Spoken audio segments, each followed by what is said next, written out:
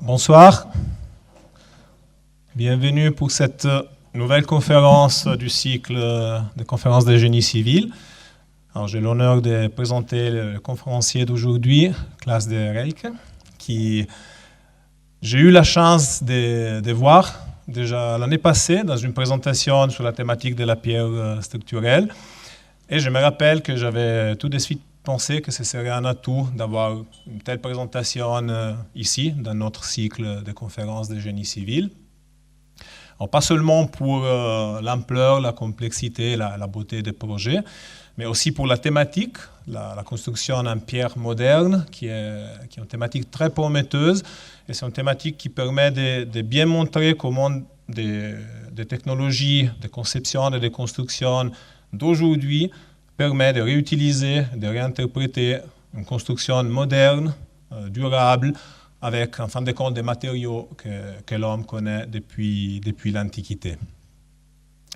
Il y a aussi l'aspect d'interdisciplinarité, donc un côté qui permet de lier la recherche, l'expérimentation, la modélisation aux applications pratiques sur les chantiers. C'est quelque chose qui est aussi très bien dans les cordes de nos écoles. Et bien sûr, l'interdisciplinarité entre le travail des architectes et le travail des ingénieurs civils et des ingénieurs en structure. Donc c'est avec grand plaisir qu'on accueille Klaas. Il est ingénieur et architecte d'origine belge. Donc il a rejoint en 2003 le groupe Bollinger Grohmann. Il a ensuite fondé l'Agence de Paris en 2007. Il dirige actuellement l'Agence de Paris et l'Agence de Bruxelles. Dans ses fonctions, il pilote des équipes sur des projets internationaux complexes, avec une spécialisation notamment dans le domaine des façades et dans le domaine de la conception des structures complexes d'un point de vue géométrique, en travaillant avec tous les matériaux courants, anciens et innovants comme les biosourcés et les géosourcés. À côté de son activité professionnelle, il a aussi une activité académique. Donc, je vais lire la liste assez étoffée. Il est maître de conférences et chercheur à l'ENSA de Versailles. Depuis 2017, il est professeur associé à l'University College de Londres. Et depuis 2025, il est aussi professeur invité à l'Université de Luxembourg, avec une spécialisation de recherche sur la conception paramétrique, la fabrication numérique, l'apprentissage automatique appliqué à l'optimisation structurelle et la construction bas carbone. Donc, je lui laisse la parole pour cette conférence.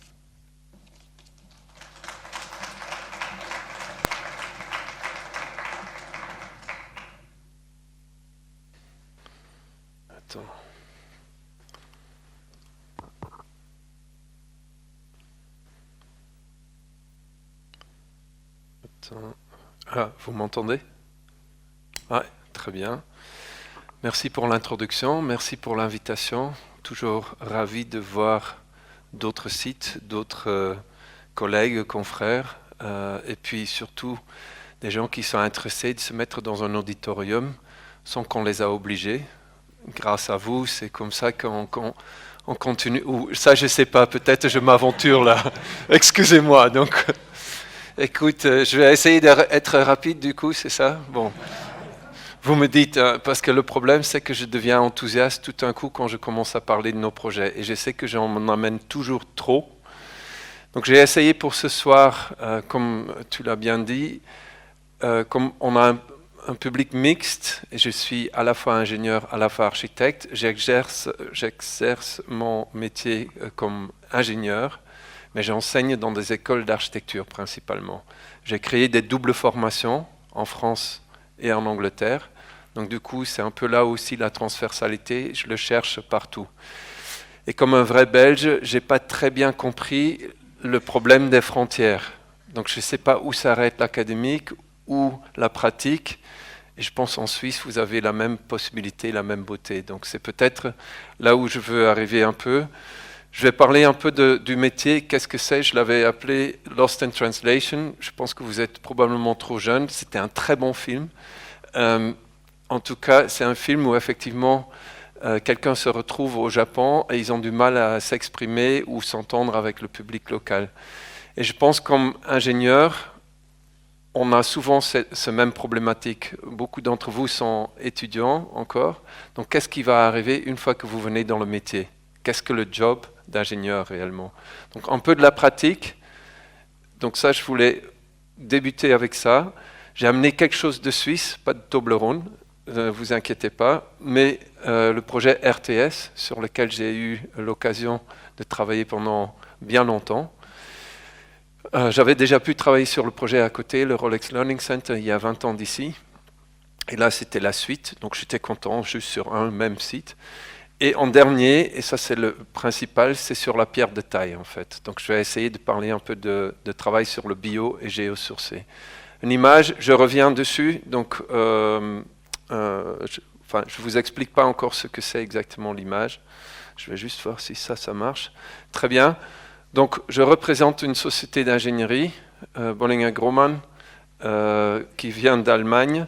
Et il y a quelques années d'ici, on s'est demandé qu'est-ce que notre vision. Et donc une chose qui était intéressante, et on a débattu assez longtemps, dans notre intitulé est écrit « Engineers driven by passion for high quality architecture », ce qui est un aspect assez rare, je dirais, j'en ai parlé avec des confrères, mais on a architecture dans notre but. L'architecture comme quelque chose qui rassemble les choses, qui a un aspect sociologique, philosophique, l'histoire de l'architecture, des choses qui ne sont pas forcément intégrées à la simple notion d'ingénierie. Et je pense que si vous voulez construire, c'est pour le futur, c'est pour un public, c'est pour des gens. Ce n'est pas pour le simple fait d'optimiser quelque chose. Donc d'où cette approche holistique dans notre approche ingénierie. Donc pour moi-même, c'est très important, comme je viens de cette tradition aussi, et j'ai beaucoup de mes collègues de l'école à l'époque qui sont devenus profs maintenant à l'ETH de Zurich, donc visiblement il y a une appétence en Suisse pour ce même profil. Philippe Bloch est un contemporain, Corentin qui est ici, on est belge, et puis on a cette culture aussi qu'on veut amener. Efficacité, sustainable, technical innovation, bien sûr, tout le monde peut dire ça, mais je pense que le mot architecture en vaut beaucoup. Je pense qu'il y avait quelque chose qui collait, on ne le voit pas très bien. Ah si, là c'est mieux. Donc on a plusieurs agences, je ne vais pas aller en détail. Effectivement, je suis le COO dans le holding, donc ça c'est une des fonctions que j'ai aussi. Ma femme me demande un tout petit peu de diminuer, je ne sais pas où, mais on va peut-être optimiser un jour. Ça c'est à peu près ce qu'on couvre comme agence, donc on a plus de choses que juste la structure, on a aussi la façade et quelques autres aspects. On est à peu près 420 personnes, 19 agences, maintenant on en a déjà 22, et c'est toujours une histoire de personnes. Souvent c'est juste une personne qui part et tout d'un coup on a un projet là-bas, et tout d'un coup ça devient une agence. Comme moi je l'ai fait à Paris, maintenant nous sommes 50 à Paris, j'ai commencé tout seul à 25 ans, et on a eu le problème qu'on a eu le projet du Louvre-Lens, ce qui était un peu grand pour moi tout seul, donc on a dû embaucher. Donc ça arrive, des histoires comme ça, et je pense que c'est très beau si des personnes comme Manfred et Klaus font de la confiance à des gens comme ça. Notre équipe, donc c'est toujours un travail d'équipe, c'est jamais seul. Et vis-à-vis notre intitulé premier, j'avais demandé à un moment donné aux collègues de remettre quelques valeurs qui vont avec cet intitulé. Donc ça me permet de montrer quelques projets. Je ne vais pas aller en détail, mais vous voyez qu'ils sont très différents en taille, en matériaux, en complexité. Donc ça va du Rolex Learning Center, ça va au projet à Graz de Peter Cook, son premier projet qu'il a construit, avec une version bêta de Rhino à l'époque, en 98. Vous utilisez tous Rhino, j'espère. Ok, c'est un public difficile hein, ce soir. Hein. Donc Rhino, c'est un logiciel de conception 3D qui est, semble-t-il, plutôt utilisé par les architectes, mais qui est très vite et très simple à utiliser, très léger aussi dans son approche, et donc vis-à-vis des programmes comme classiques en CAD, comme AutoCAD, c'est beaucoup plus léger. Il faut le dire aussi, c'est beaucoup moins cher. ce qui s'est passé, c'est un logiciel où on pouvait l'utiliser en 98 déjà en version bêta. Très vite après sont venues des applications paramétriques et la plateforme est assez ouverte, aussi ouverte qu'on a pu créer notre propre logiciel de calcul structure dedans, qui s'appelle Caramba 3D. Je vous le montrerai après. Mais ça nous permettait, pourquoi je me permets de parler de ça, déjà avec ce slide, c'est aussi on cherche des passerelles. Vous vous rappelez le titre Lost in Translation? On cherche des passerelles entre tous ces gens qui vont travailler le bâtiment. Donc si moi, comme simple ingénieur structure, viens dans un projet, il se peut qu'on ait 20 personnes. En plus, qu'est-ce que je fais? Je suis calculateur d'une poutre. Je peux vous dire, si c'est ça votre métier, plus tard, vous auriez plus de job. Parce que là, l'IA le fait pour vous. Donc, il n'y a pas de problème. Cette partie-là, on peut le mettre de côté. Le simple calcul, ça, notre job, à mon avis, c'est d'être intelligent pour parler d'un bâtiment, efficacité, construire pour le futur, écologique. Et comment on fait ça? C'est de pouvoir comprendre ce qu'un architecte fait. C'est pour ça que je parle Lost in Translation, où on ne veut pas être perdu. Est-ce qu'on va juste traduire ce qu'a dit l'architecte? Et je ne sais pas si vous êtes proche de cette notion de traduire ou interprète. Donc si on a quelqu'un qu'on demande pour faire la traduction dans une conférence, on va plutôt chercher un interprète ou pour des textes. Parce que pour vraiment traduire le message de quelqu'un qui existe dans une langue, il faut bien plus le simple traduction de mot par mot. Il y a un syntaxe, il y a d'autres choses qui vont avec, qu'il faut aussi traduire. Donc c'est là le mot interprète, et je pense que nous, comme ingénieurs, on a beaucoup à gagner si on se voit comme des interprètes plutôt. Pas dans l'hiérarchie en dessous de quelqu'un, on est tous ensemble. Et c'est très intéressant, et avec tous ces projets-là, on a toujours eu une très bonne relation. Pas toujours, hein, donc il y a dans les projets, c'est long, un projet. Mais on a eu des très bonnes relations dans le sens de conception de ces ouvrages. Et donc, vous voyez, c'est la bibliothèque à Oslo, Graz, ici une œuvre d'art avec Solano Benitez, Thomas Saraceno à Shanghai. Donc différents projets, différents pays. Vous pouvez travailler partout avec les connaissances que vous avez aussi en fait. Donc ça c'est un peu ce que les personnes avaient donné. On travaille sur des projets dans le monde entier. J'ai eu de la chance de vraiment pouvoir voyager beaucoup et voir différentes façons de construire, différentes façons de comprendre l'architecture et la structure, et je pense que ça nous aide. J'ai pris cette photo, c'est quelqu'un de l'agence qui l'avait fait à un moment donné, parce que comme tu l'as dit, je fais différents domaines et je ne me rends pas forcément compte, et vous allez le voir dans le contenu de la conférence, c'est très difficile pour moi de faire la part des choses. Et je pense que si on veut être holistique pour le futur, il y a un rôle pour les universités, il y a un rôle pour la recherche fondamentale, il y a un rôle pour la recherche appliquée, un rôle pour les ingénieurs, pour les constructeurs, pour les entreprises, les fabricants, tous ensemble. Et cet éclatement des domaines, elle a eu son sens. Et je suis parisien, donc les écoles et l'éclatement de ces domaines vient de la France, sous Napoléon, qui a vraiment bien fait la scission entre les différentes écoles et les connaissances.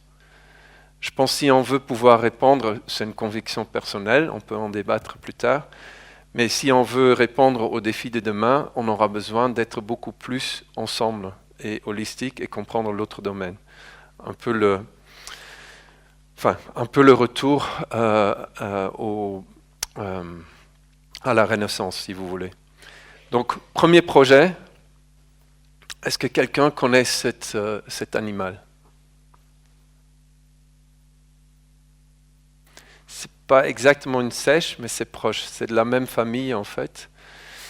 Et donc, je me suis dit, pour vous montrer combien important est notre métier. Donc, je reçois un appel, pas de cet animal, hein. Je reçois un appel d'un artiste qui a besoin de commencer sur un projet et il parle de son céphalopode. J'avoue, je n'avais jamais entendu parler d'un céphalopode. Et son atelier est à Paris, centre Paris, il le loue il a besoin d'énormes aquariums, parce qu'un céphalopode, ça vit toujours en binôme. J'ai dû commencer à apprendre sur le céphalopode, pourquoi j'étais appelé. Donc il vit en binôme, tu as besoin d'un minima d'eau, de l'eau salée, et cet animal, il mange que des crevettes fraîches, tout le temps. Je suis toujours pas à mon métier d'ingénieur, donc je suis au téléphone, j'écoute avec plaisir, mais je ne comprends pas le problème. Le problème consiste à ce qu'il a loué son atelier dans un immeuble logements sociaux en rez-de-chaussée de 1930, et le plancher bas, ils ne sont pas sûrs que l'aquarium, que le plancher peut supporter l'aquarium. Grande crise, parce qu'il avait déjà commandé les céphalopodes.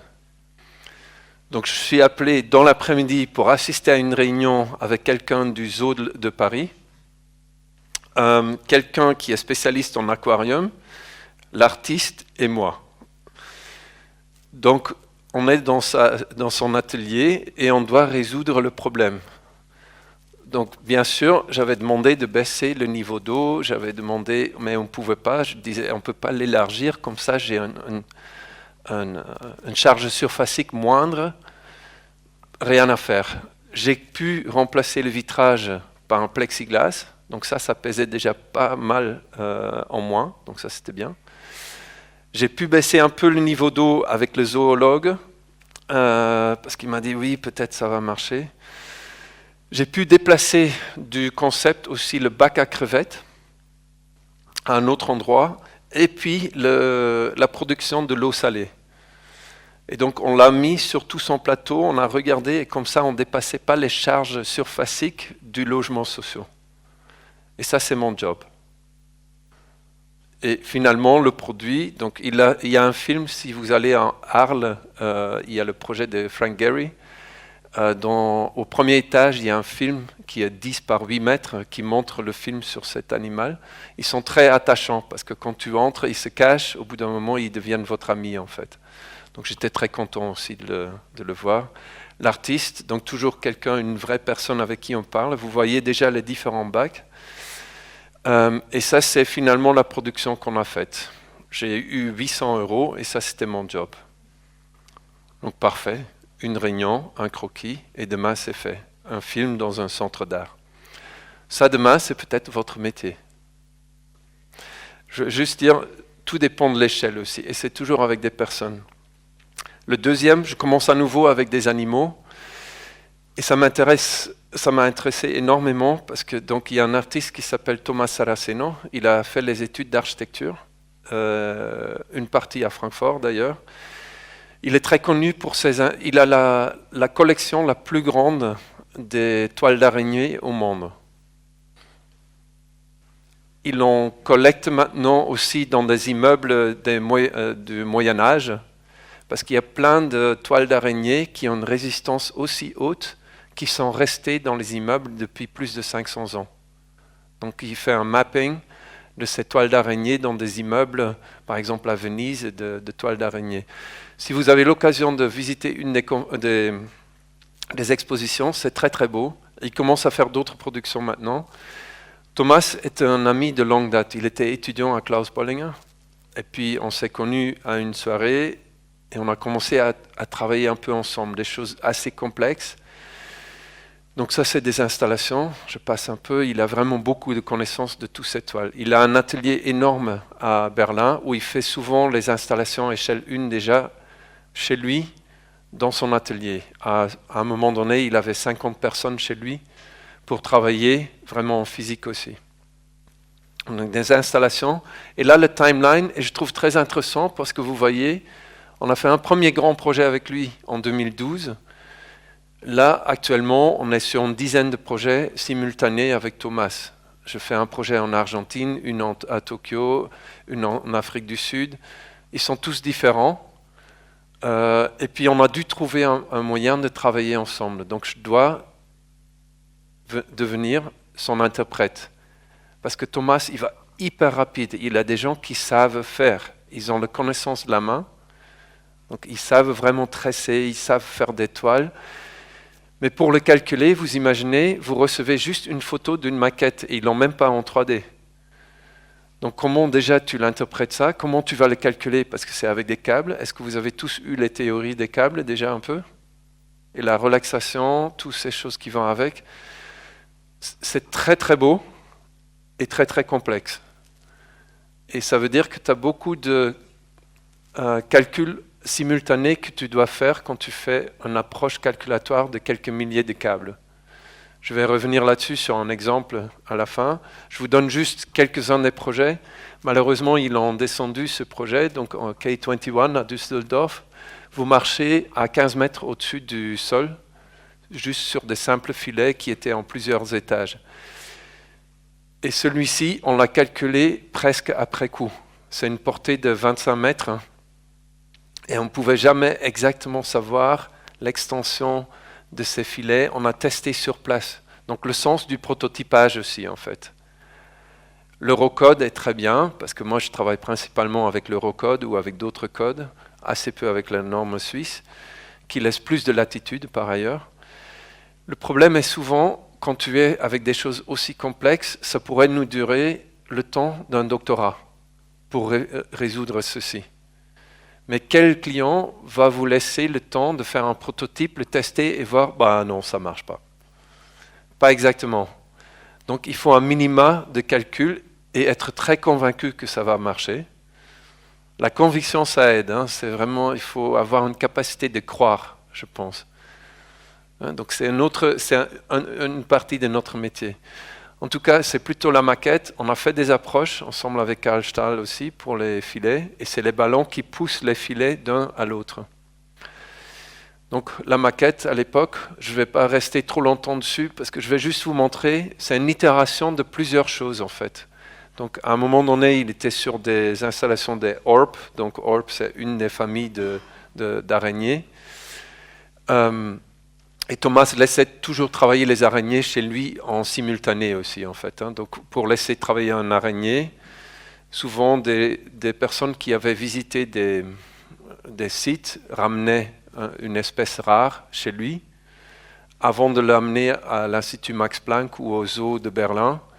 Et donc, il le laissait travailler dans des cages chez Thomas, en fait. Et donc après, ils font des scans en 3D de chaque toile d'araignée pour voir les capacités du filet. Donc il y a plein d'installations. Et nous, on a toujours déjà en 2012, pour commencer à faire des simulations numériques de ces installations-là, on a eu beaucoup de problèmes. Donc Thomas nous envoyait, à un moment donné, il était capable de nous envoyer un bout de modèle 3D, rhinocéros, donc typiquement. Mais le même jour qu'il nous envoie la maquette 3D, il avait déjà changé dans son atelier son projet. Tandis que nous, pour juste une seule de ces modèles, on avait besoin d'1 mois pour l'avoir prêt pour calculer. Donc il était en train de changer pendant qu'on était en train d'essayer de le faire calculer, pour trouver un équilibre, pour donner des inputs. Des structures en câble, on peut en connaître un peu, et puis si c'est symétrique, on s'y connaît. On a des experts en interne, on a fait des stades, ce n'est pas un problème. Mais dès que ça commence à tirer dans tous les sens, où tu as de la précontrainte dans tous les sens, lequel tu vas précontraindre en premier, en dernier, toute cette finesse sont très complexes à modeler et appréhender. On avait essayé de faire une approche, déjà à l'époque, avec de l'IA, un agent qu'on entraîne pour être un petit spider, qui l'apprennent par des codes, des résis de câbles. On était vachement trop tôt et ça n'a pas fonctionné. Et on a essayé avec des algorithmes génétiques aussi, mais ça marche malheureusement très mal pour l'équilibre, juste dans des structures de câbles où tout est en tension. Et pour la déformation, pour les déplacements, les grands déplacements, c'est un autre calcul un peu différent que la statique classique, où on n'est pas dans le domaine des grandes déformations. Bon, vous allez l'apprendre, c'est la beauté de votre métier. Du coup, on fait ça pour le palais de Tokyo, jamais construit. On fait ça pour l'Australie, 140 par 80 mètres au-dessus de l'eau. Bon, on a travaillé 3 ans dessus, jamais construit. On a inventé une série d'outils, on a essayé de faire un approximatif pour trouver des positions stables. Donc chaque projet, on a appris.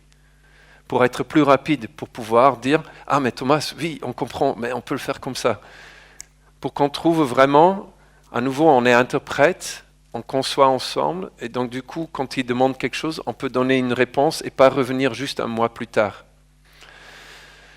Je l'ai fait venir à l'école à Versailles pour faire un workshop, et donc on a construit avec les étudiants une installation sur une semaine de 8 par 10 par 8. Je dois dire à la fin, donc on avait d'abord une maquette, on ne l'a jamais calculée, on l'a calculée après. À la fin, on n'a pas pu laisser travailler les étudiants parce qu'il faisait -4 dehors. Donc heureusement, j'ai une grande agence à Paris. Donc du coup, mes collègues ont tous aidé dans le froid. Et les étudiants ont travaillé à l'intérieur. Et donc on avait 180 étudiants pendant une semaine. Et pendant ce workshop, on a appris énormément à nouveau. Donc là, le niveau académique, à l'école, on avait des chercheurs, on avait des ingénieurs, des architectes. On a trouvé des approximatifs géométriques pour aller plus rapide, de lire des résultats, les contrebalancer. Et donc du coup, on a pu avancer énormément grâce à une semaine très intense en fait. Donc plein de sujets sont venus. Donc ça, c'est une petite idée. On avait, pendant le workshop, pour le form finding, on avait trouvé une belle approche pour aller plus rapide pour l'équilibre. C'était un peu basé sur Kangaroo. Si vous n'utilisez pas Rhino, pas de souci. C'est un plugin sur Rhino et Grasshopper pour trouver un équilibre dans des réseaux de câbles, des membranes, des choses comme ça. Donc du form finding, typiquement. Ça, vous ne l'avez pas appris encore non plus, non? Il y a des bels exemples de form finding. Heinz Isler, ça vous dit quelque chose? Un tout petit peu. Félix Candela. Ok, bon. Ça, c'est peut-être un autre aspect que je trouve très important et ce que j'avoue, ça m'a aidé beaucoup pour travailler comme ingénieur. Et je ne suis pas sûr dans vos études si vous avez des cours d'histoire de l'architecture et de l'ingénierie.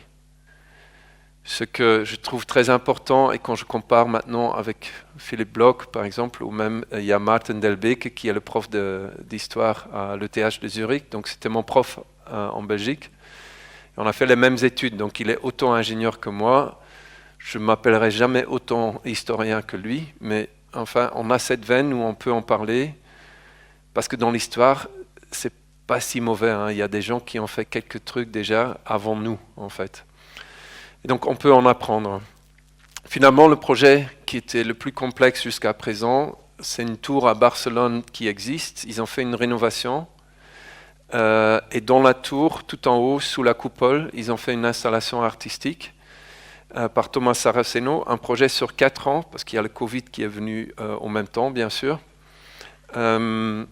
En sachant que Thomas fait tout en modèle physique où on ne pouvait pas voyager. Et donc du coup, assez compliqué, on a dû travailler aussi avec du VR, du AR pour trouver des moyens de marcher dans les structures. Et drôlement à l'époque, donc ça c'est la tour, c'est Jean Nouvel qui a fait, et la rénovation c'est tout en haut sous la coupole, qui n'était pas occupée jusqu'à ce moment-là. Donc vous pouvez le visiter, c'est une installation. Le ticket est assez cher par contre, donc je suis désolé, mais vous avez une belle vue sur la ville et vous pouvez grimper dedans. Donc je vais voir ici, donc là c'est le chemin que vous pouvez faire et donc il y a une résie de câbles qu'on devait déjà essayer de modeler, où Thomas était en train de changer tout le temps. Et à ce même temps, on avait un doctorant qui venait de finir son doctorat, Jeff Rombout, sur l'utilisation de gradient optimization. C'est une approche pour apprendre à ton ordinateur, pas par les algorithmes génétiques, de trouver un résultat, mais plutôt par approximatif d'une formule. Je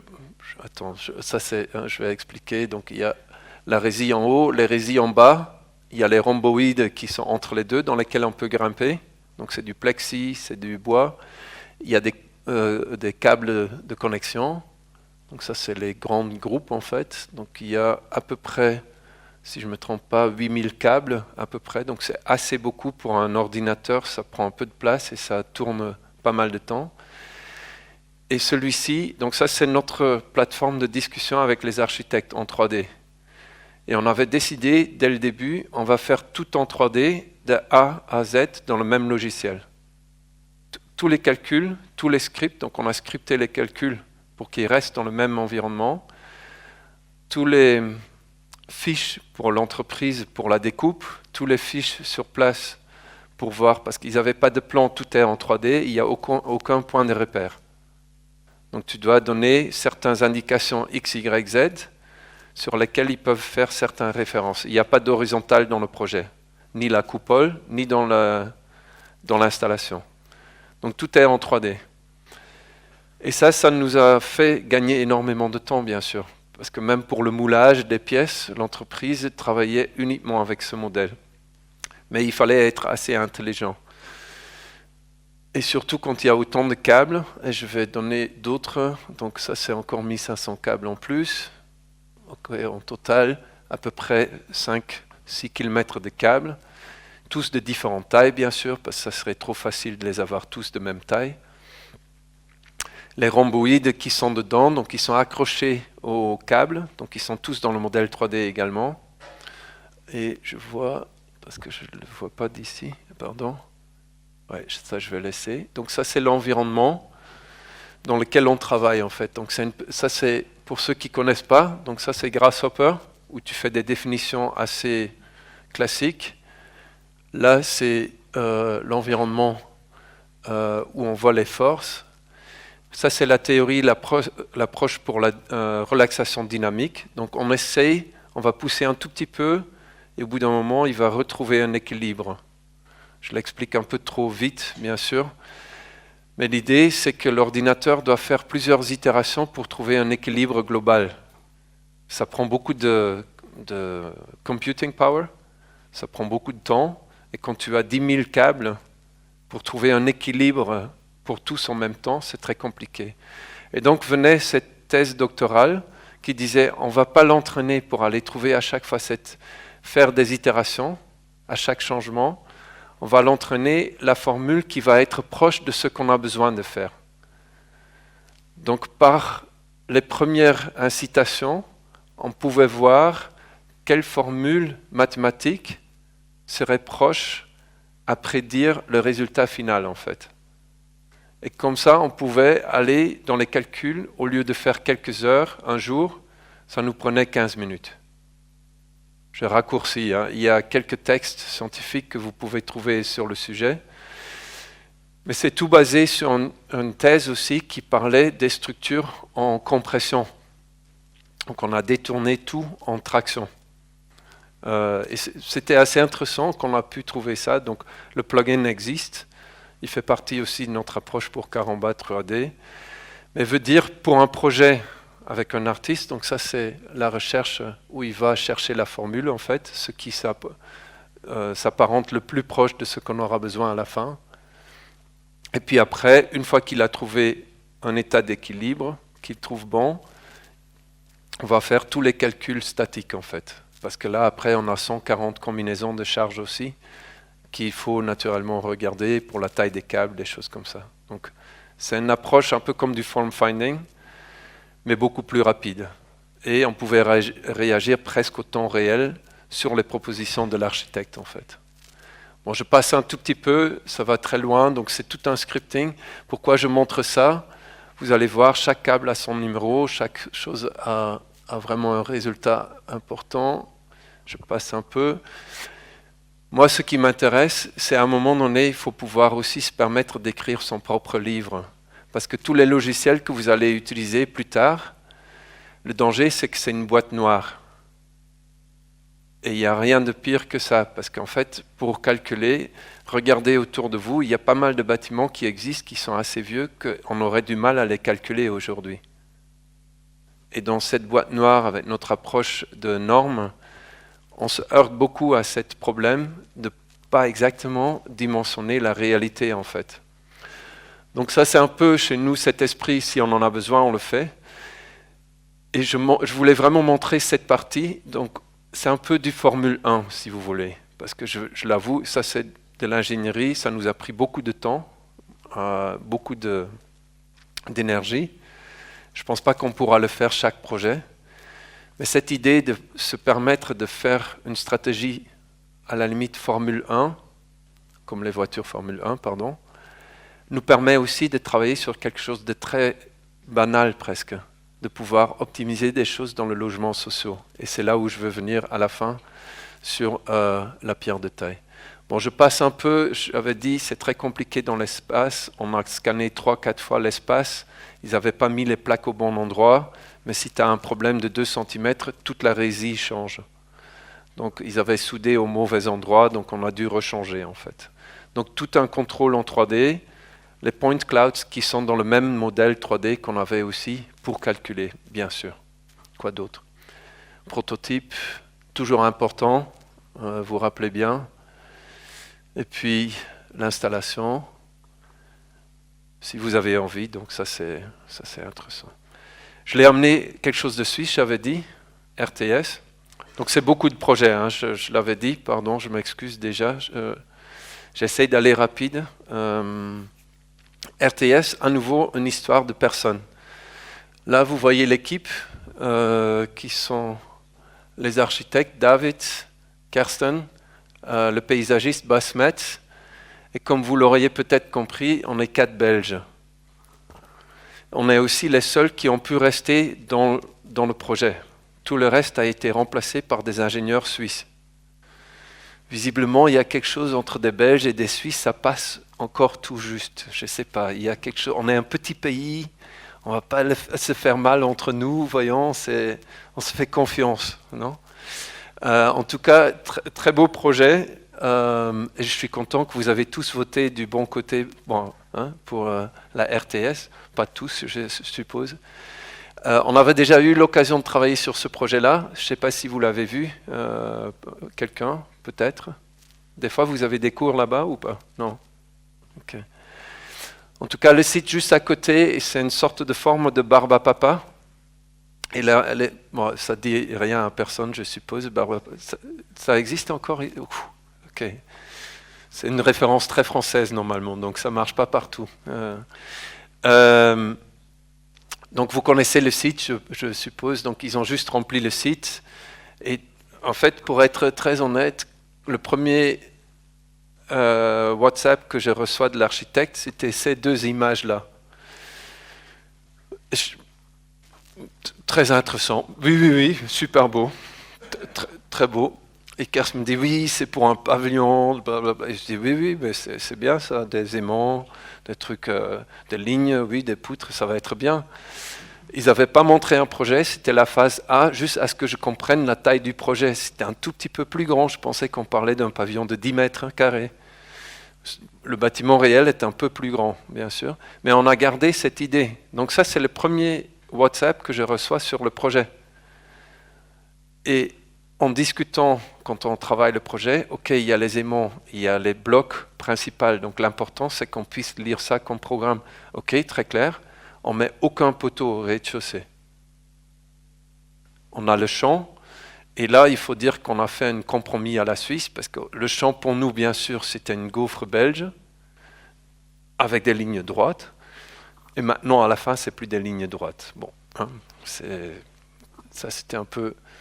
Parce que, voyons, au début, on avait ces poutres Virendale, et finalement... Après les premières, bien sûr, des poutres Virendale avec le transfert des moments fléchissants, on avait beaucoup de tonnage d'acier. Il y en a toujours beaucoup dedans, hein, ne me comprends pas mal. Il y a des portées plutôt assez grands, il y a des porte-à-faux de 40 mètres. Est-ce que c'est encore la bonne chose à faire aujourd'hui? Je ne suis pas sûr. Hein. Là, je peux me cacher derrière l'architecture. Hein, en tout cas, ce qui était très beau, et Kersten et David sont vraiment, ils dessinent à la main, ils font des maquettes, et je leur ai introduit un algorithme génétique pour dire, bon, on a des aimants, donc on peut les glisser. Quelles sont les règles de vos aimants? À quelle distance peuvent-ils être? Donc, il y a des petites règles. Je veux garder un point toujours en contact avec le bord. Tout un tas de règles qu'ils nous ont données, où j'ai dit, pas de souci, je le mets dans l'ordinateur, je lui laisse proposer des centaines d'enfants, on appelle ça. On les laisse calculer sur certains critères de structure, et on les compare, et on repasse à une prochaine génération. Et donc, avec l'outil qu'on utilise pour d'autres bâtiments aussi, donc même pour des pavillons d'étudiants, car en bas, une approche d'algorithme génétique, Octopus, qu'on puisse chercher des relations et aussi des propositions. À la fin, donc, on est venu avec une proposition avec des poutres Warren à la limite. Donc, l'algorithme génétique ici, un petit aperçu. Mais, à un moment donné, David a dit, bon, on veut le voir sur une maquette. Donc, ils ont fait une maquette de 2 mètres par 1 mètre. Et on s'est mis sur une table et on a mis les poutres dessus. Et à un moment donné, on s'est dit, bon, ça c'est pas mal, et on est retourné à l'ordinateur pour le faire autrement. Donc le dialogue direct, une maquette, un prototype 3D, l'ordinateur comme un assistant, quelqu'un qui est dans l'espace, qui fait de la discussion avec toi. En fait, tout est ouvert. Et je pense que c'est très important de retrouver cette dialogue entre tous, en fait. Et le dessin, le croquis, tout est important. Bon, je passe un peu plus vite. Vous avez compris, il y a des chemins. Vous êtes dans l'ère des logiciels, de la numérisation. Et j'espère que ça va vous aider à ne pas devoir faire des tâches répétitives. Souvent, les architectes, les ingénieurs ont quand même dû passer beaucoup de temps à faire des dessins et de gratter, littéralement. Je pense à l'utilisation de nos logiciels, on pourrait aller plus rapide. Pas que c'est toujours correct, mais ça ne l'est pas non plus des personnes qui le font physiquement en ce moment non plus, en fait. Donc l'erreur va toujours exister et on va toujours devoir décider, mais on a besoin de personnes qui savent réfléchir à tout ça. Donc le projet des grandes poutres, 2000 tonnes, donc c'est pas petit. Et le principal est plutôt dans les poutres, dans le plancher, parce qu'il y a des grandes portées aussi. Il y a des modes vibratoires toujours différentes. On savait que c'était sismique, bien sûr, mais donc on s'est permis de jouer à ce que toutes les poutres soient différentes, ce que je peux vous conseiller de ne pas toujours devoir faire, parce que c'est aussi un calcul à chaque fois nouveau. On a mis des outils en place, mais on a dû calculer tous les soudures aussi, qui sont à chaque fois différentes. Donc du coup, c'est quand même pas mal de travail en plus pour le projet. Les diagonales, qui dans l'architecture définissent aussi les chambres dans le champ. Le champ qui est réparti dans des domaines d'expertise pour la RTS. Et en fait, les diagonales, les poutres Warren, divisent aussi cet espace dans ces domaines, en fait. Donc vous traversez ces poutres Warren. Ce n'est pas des petites poutres. Hein. Il y a tout qui passe dedans. Il y a la descente des eaux pluviales. Enfin, tout est là, tout est visible. Donc c'est du sprinklage. Il y a des énormes soudures. Et certains poutres, ils sont donc accrochés au bâtiment en béton pour éviter, quand on a des porte-à-faux, à ce qu'ils basculent.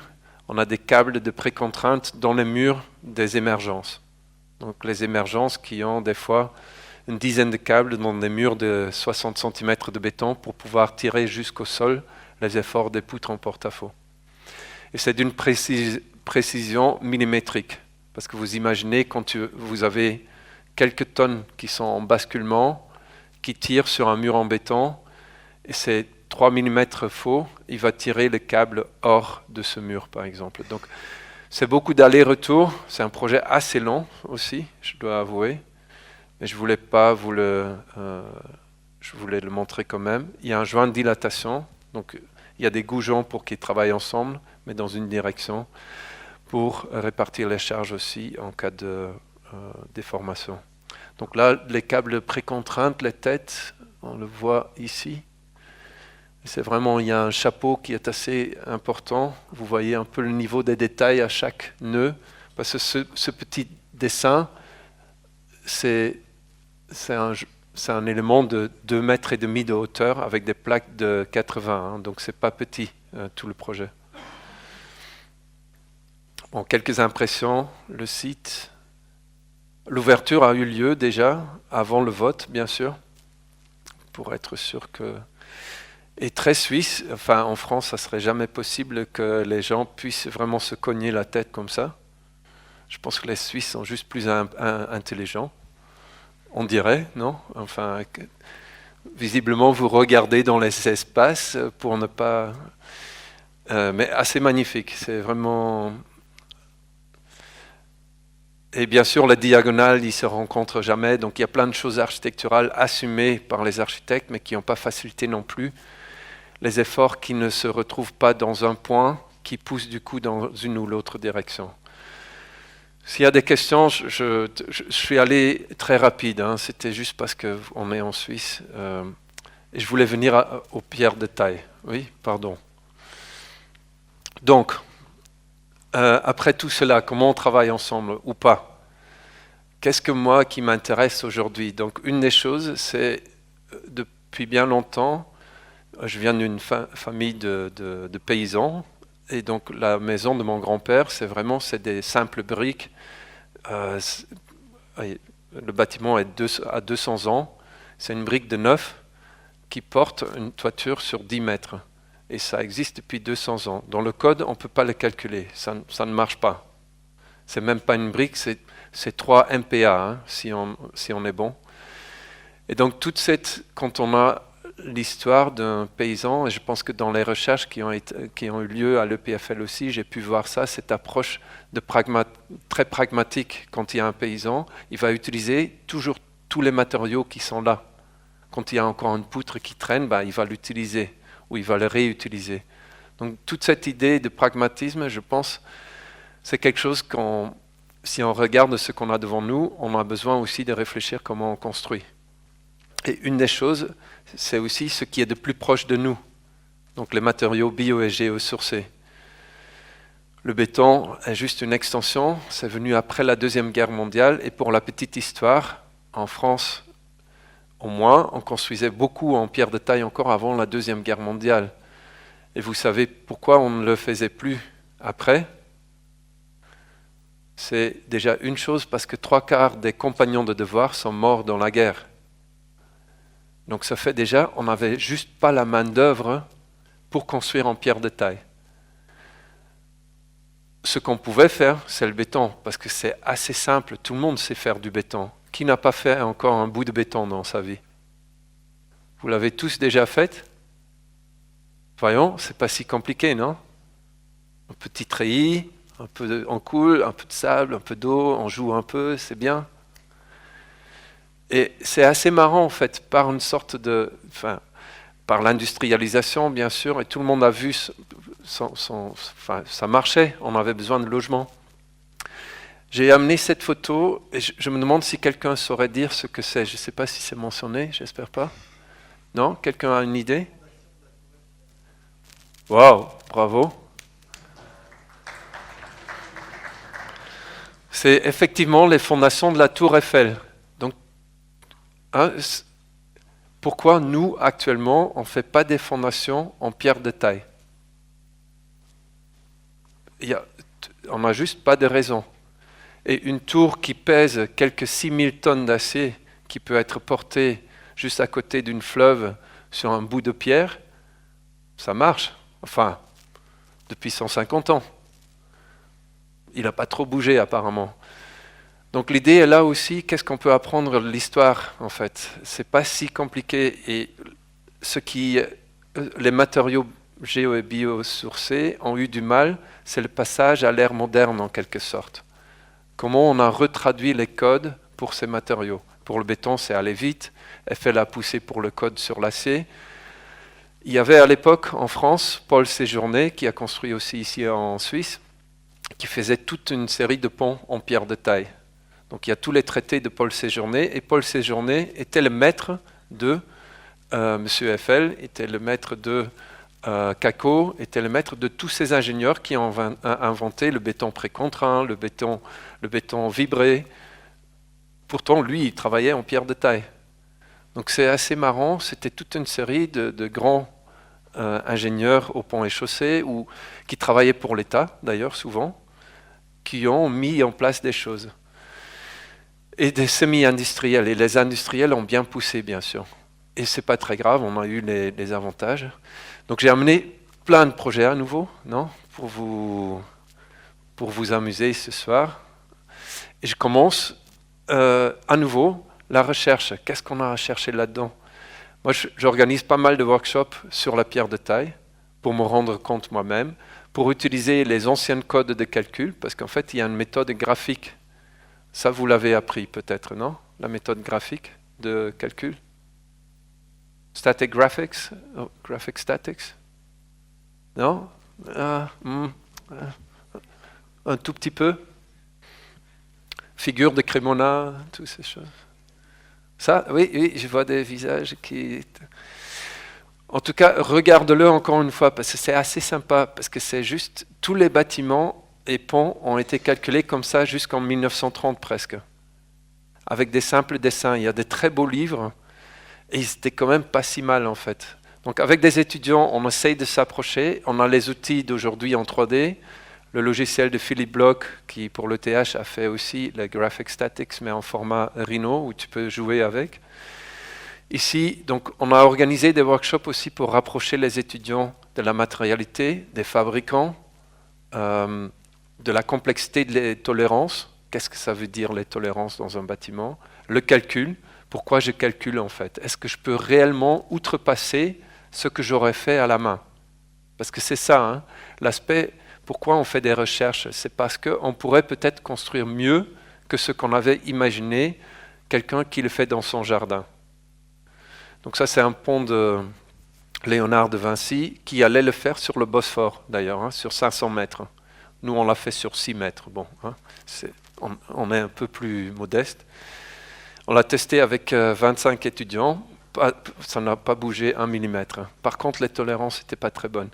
Ils se sont mélangés, les étudiants en architecture, ingénierie et les compagnons de devoir. Parce que ce qui est très beau en France, je ne sais pas comment c'est ici, mais on a les compagnons de devoir qui sont en analogie avec des systèmes japonais presque, où tu as des gens qui étudient pendant 5 ans, chaque jour de la semaine, la pierre de taille ou le bois.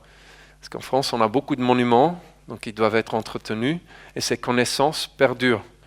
Et la première fois que je les rencontre, ils étaient super engagés sur l'utilisation de Caramba 3D, le logiciel dans Rhino. Ils m'ont demandé, ah oui, nous on l'utilise, hein, parce que c'est vraiment cool, oui, on veut pour nos dessins, et puis comme ça on peut le calculer direct. Je regarde avec les méthodes des anciens, le tiers central. Donc ils étaient en train, c'est vraiment des compagnons de devoir qui travaillent la main. Quand vous travaillez ici en Suisse avec Pité frère, je pense, qui travaille sur la terre aussi, les voûtes catalanes, pareil, le fils, il est ingénieur de mémoire. Et donc du coup, cette approche pour optimiser, elle va dans les deux sens. C'est l'intelligence de la main et l'intelligence de prospective avec l'ingénierie en fait. Ici, avec la pierre précontrainte, donc en Angleterre, il y avait 17 écoles de compagnons de devoir, il en reste 3. Parce que le gouvernement, il y a 10 ans, se sont dit, on va faire une analyse de leur impact économique. Et donc du coup, on n'en a plus besoin. Ils voulaient le fermer tous, sauf que les carrières en Angleterre, on en gardait 3.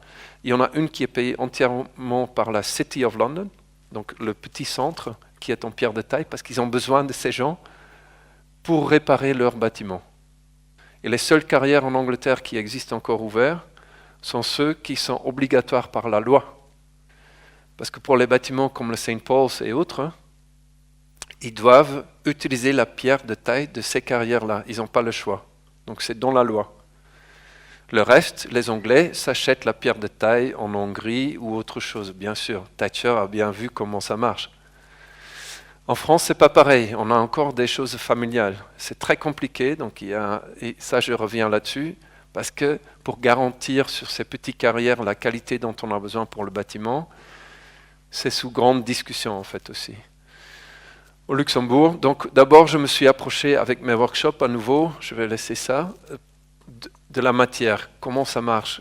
On s'est amusé avec l'agence, avec des étudiants, avec des chercheurs, on rencontre d'autres personnes pour en discuter et on apprend en faisant chaque bâtiment comme un prototype. La Formule 1, oui bien sûr, et chaque année il y a des nouvelles règles. On le met dans un tunnel pour voir si ça marche mieux ou pas. Chaque année, on va trouver des choses. Et à nouveau, l'histoire, la Tour Eiffel. Moi, j'essaye maintenant, pour des logements sociaux à Paris, de faire des fondations en pierre de taille. On avait travaillé sur un bâtiment en 1870. Toutes les fondations sont en pierre de taille, dans le Marais. Le bâtiment, aucun problème. Et c'est beaucoup plus bas carbone, bien sûr. Et la pierre est là, dans une zone de 50-100 km de Paris. En Suisse, vous avez un tout petit peu de pierre aussi, il ne faut pas l'oublier. Vous avez des montagnes, apparemment.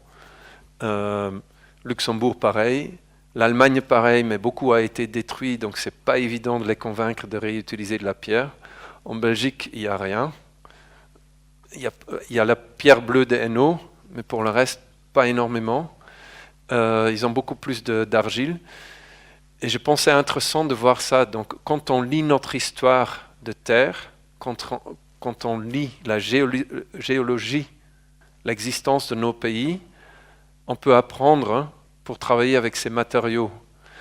Et je pense que c'est là où il y a quand on regarde pendant des siècles, des gens ont pu optimiser leurs bâtiments.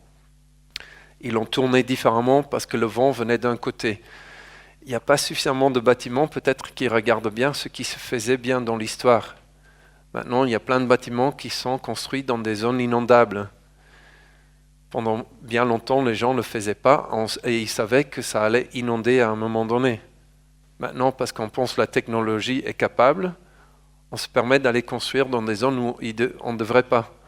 Et je pense de réutiliser des connaissances tacites qui ont toujours été là, de les ramener à notre ère de temps, je pense qu'il y a une utilité pour nous, surtout en Europe, parce qu'on a nos propres moyens, on a travaillé pendant des siècles et des siècles pour l'améliorer en fait. Donc l'histoire, je vous montre quelques exemples que vous connaissez peut-être. Donc Paul Séjourné, comme je disais tout à l'heure. Et là, l'exemple le plus intéressant, enfin pas le plus intéressant, mais le plus parlant dans notre ère de temps, Fernand Pouillon. Fernand Pouillon, ça vous dit rien probablement. C'était un peu un jet-setter qui roulait avec une voiture phénoménale. Il était à Aix, donc pas à Marseille. Ça veut dire déjà grand-chose en France apparemment. Et il a été incarcéré aussi et il s'est enfui. Donc il a écrit un livre quand il était en prison. À l'époque, il faisait le tour, enfin il construisait en France, en Algérie, en Iran, et il faisait chaque 2 semaines le tour de ses agences, avec ses plans. Et pourquoi il est intéressant, c'est que juste après la guerre, il y avait le problème effectivement des logements, et tout le monde cherchait comment répondre. Et il avait des bons contacts, il était très proche des gens du chantier. Et un de ses contacts avait une carrière, mais effectivement, pour découper la pierre, c'était manuel. Ça prenait beaucoup de temps, du coup c'était plus cher que le béton. Donc mieux de le mettre dans le gravat, ça va beaucoup plus rapide et il n'y a pas de problème. À ce point que Fernand Pouillon, avec cette personne, ils ont inventé une machine pour une découpe en lame, directement avec des scies. Donc une découpe automatique. Tout d'un coup, ils pouvaient produire des blocs de pierre de taille à une vitesse beaucoup plus haute. Qui est allé à Marseille déjà? Quelqu'un? Oui, quelques-uns. Vous connaissez le Vieux-Port?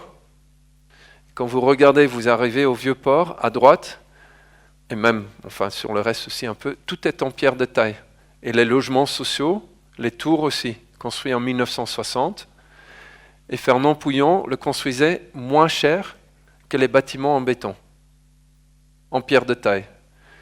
Et c'est là où ça devient intéressant, je pense. La technologie, à l'aide de notre avancement, des choses biogéosourcées, il y a une sorte de discrépance entre les deux. Et est-ce que la high-tech, on doit faire du high-tech? Pas pour avoir la high-tech, mais la technologie devrait nous aider aussi à pouvoir faire ce genre de low-tech probablement. Donc Fernand Pouillon, une figure importante dans l'utilisation, là pareil, les compagnons de devoir, qui étaient tout le temps en train de tester. J'ai amené cette image parce que c'est en grande vogue aujourd'hui de faire de la pierre précontraint pour en faire des planchers. Je reviens dessus probablement, mais donc avec nos confrères en Angleterre, Il y a une agence en spécifique qui construit beaucoup de choses en pierre précontraint.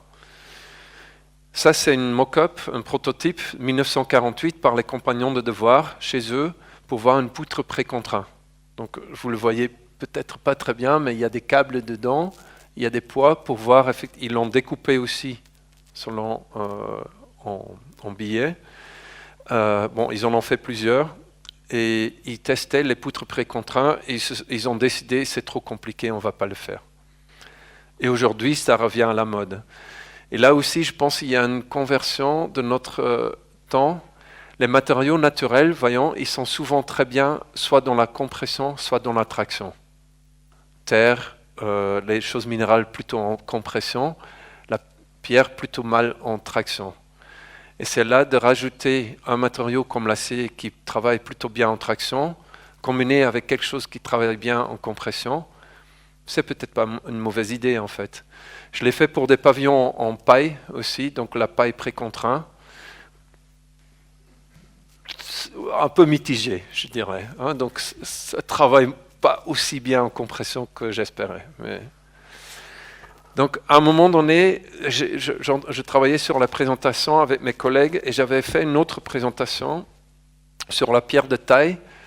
Et on était arrivé à se poser beaucoup de questions. Parce que dans chaque projet, on prend chaque projet un peu comme un prototype.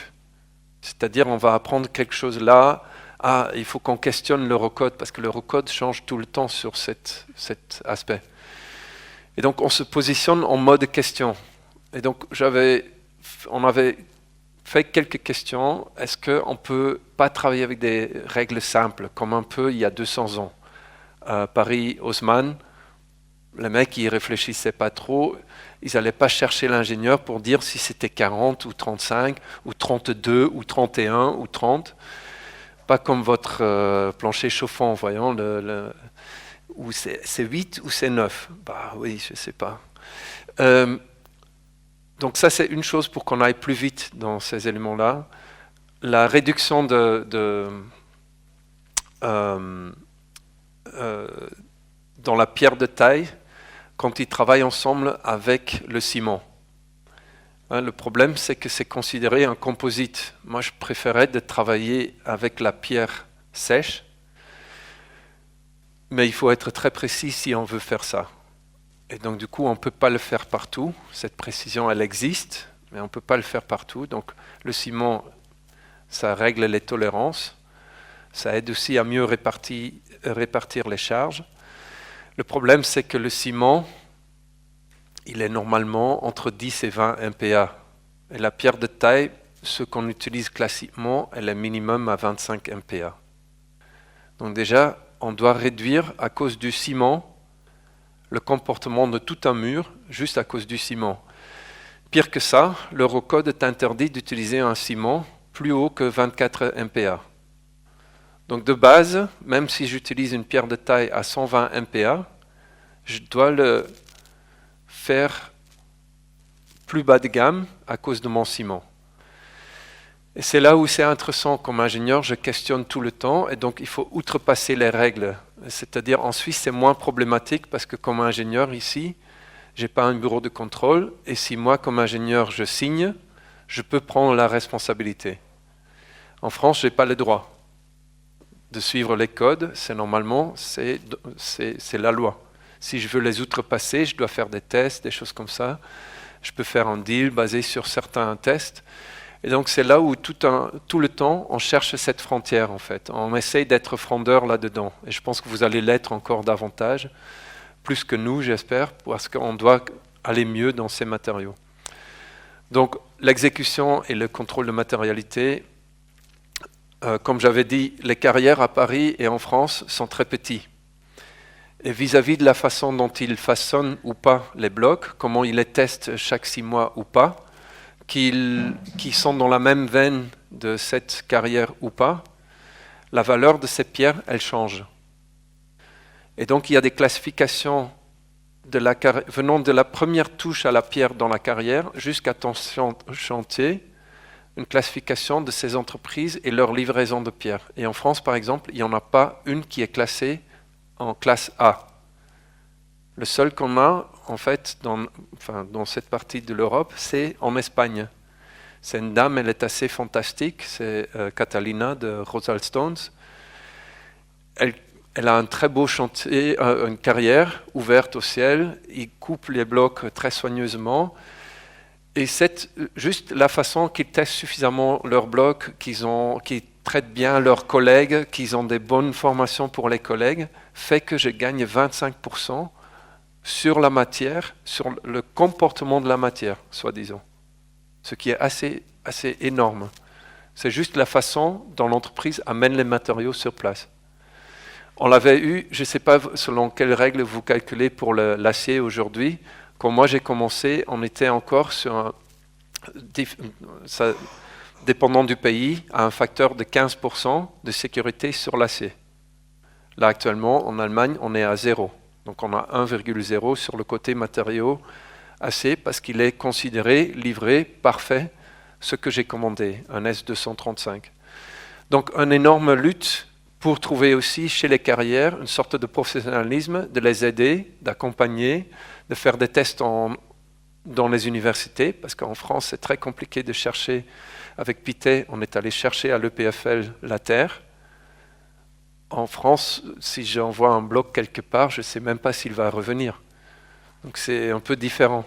Donc comment aussi on peut s'entraider pour amener plus de choses dans ces domaines. Graphic Verification and Complex Modelization, je vais y revenir. Limit entre Simplified and Complex Modelization, Need for Creating Tools. À nouveau, on a besoin d'outils pour que tout le monde peut aller plus rapide. La décompression, en fait, il y a une zone plastique dans la pierre. On n'en parle jamais, mais ça existe. Et il y a de la traction possible.